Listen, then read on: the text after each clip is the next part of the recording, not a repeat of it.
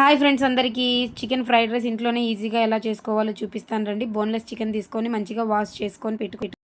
ఈ విధంగా వాష్ చేసిన చికెన్లో కొంచెం పసుపు, ఉప్పు, కారం, అల్లం వెల్లుల్లి పేస్ట్, ధనియాల పొడి, గరం మసాలా, కార్న్‌ఫ్లోర్ వేసి కొంచెం మంచిగా మిక్స్ చేసుకోవాలి. ఈ విధంగా మిక్స్ చేసుకున్న దాన్ని మూత పెట్టి పక్కన పెట్టుకోవాలి.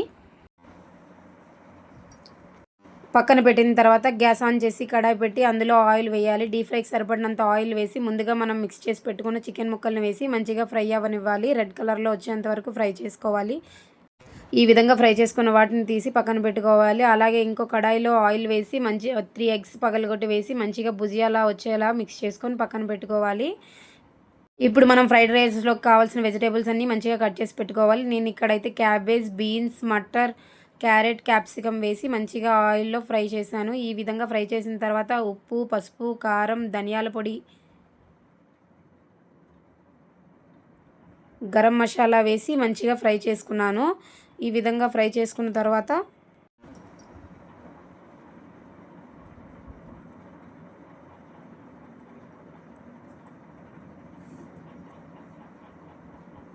ఈ విధంగా మంచిగా ఫ్రై అయిన తర్వాత మనం ముందుగా ఫ్రై చేసి పెట్టుకున్న చికెన్ అలాగే ఎగ్‌ని దానిలో వేసి మంచిగా మిక్స్ చేయాలి.